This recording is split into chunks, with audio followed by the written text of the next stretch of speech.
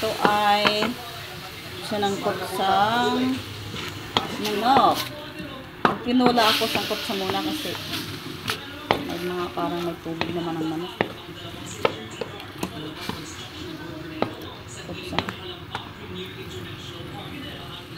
Sangkot sa manok. Nilagay ko ang tanglad, ang papaya, pagkatapos ang kutsa. Igisa-gisa ng kaunti yung manok. And then, spices. Ilagyan ko rin ng kamatis. Style ko yan. Ito ay kinilang manok. Yan ang style ng kinilang manok. Lalagyan ko rin naman ng malunggay. Malambot na. Ito na yung malunggay. Inilagay ko na.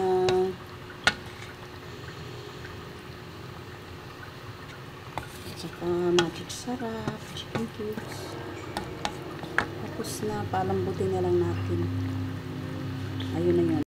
Ito na, luto na yung tinulang manok ko for lunch. Ito na, Melody. Niluto ko na yung papaya mo. Salamat, Atilin. Salamat.